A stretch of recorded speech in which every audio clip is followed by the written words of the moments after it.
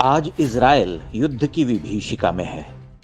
आप कह सकते हैं कि यह युद्ध तो उसने ही छेड़ा है और उसके छेड़े हुए इस युद्ध में हजारों निरीह मर रहे।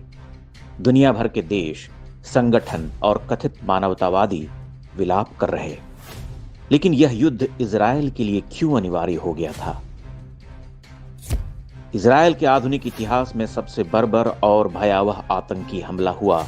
सैकड़ों बेबस और निहत्थे लोग मारे गए। स्त्रियों, छोटे बच्चों के साथ पाशविकता हुई। ऐसी भयावह यंत्रणा और ऐसे अत्याचार कि आत्मा कांप उठी। इज़राइल ने प्रतिकार किया।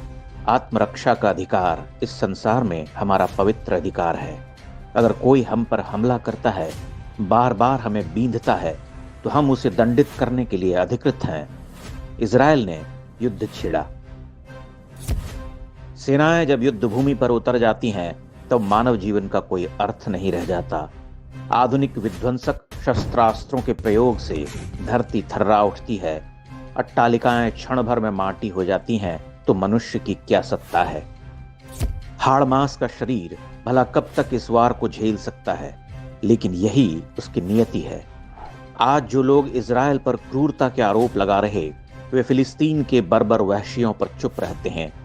दशकों से उनके आतंकी हमलों और घात लगाकर वार करने को सही ठहराते हैं। This is a battle of civilization against barbarians. The barbarians will do something that civilized countries will never do. Well, I'm telling you right now that the future of our civilization is at stake. We have to win this war. We'll do it by minimizing civilian casualties, and may we succeed. पूरा संसार इसी सिद्धांत से चालित है, जिसमें आपकी पवित्र भूमि को हथियाने वाले, आपके देवालयों को ध्वस्त करने वाले, अनगिनत हत्याएं और बलात्कार के साथ धर्म परिवर्तन करने वाले पीड़ित बताए जाते हैं।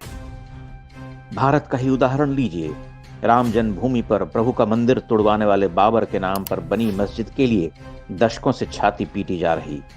यही कश्मीर से केरल तक हो रहा।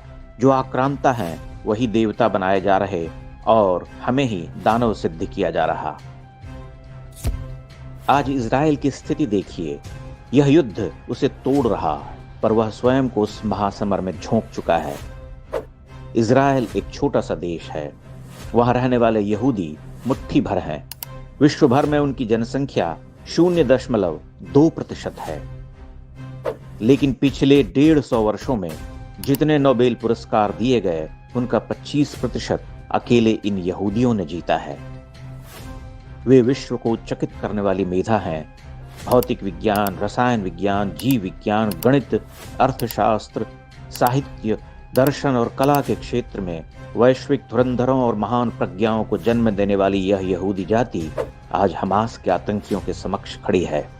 एक ऐसी सभ्यता के सामने खड़ी है जिसने पिछले 1400 वर्षों में केवल उत्पात, लूट, ध्वंस और रक्तपात किए हैं। इस संसार को खूंरेजी के सिवा उन्होंने कुछ नहीं दिया है। लेकिन वे ही पीड़ित बनाए जा रहे और इज़राइल को पीड़क बनाया जा रहा। महाभारत में भी दुर्योधन और कर्ण के साथ संवेदना रहती आई है। आज भी कवि उनके लिए आंसू बहाते हैं, उन्हें वीर और नायक सिद्ध करते हैं। लेकिन सत्य क्या है? सत्य तो यही है कि उन्होंने अन्याय की वीणा का तार वहां तक खींच लिया जहां से उसके टूट जाने का संकट खड़ा था। सब कुछ छिन जाने की अवस्था। जब सूच्यग्रम नैव दास्यामि की स्थिति आई, तो महाभारत का रण हुआ और भीष्म, द्रोण समेत कर्ण तक मारे गए।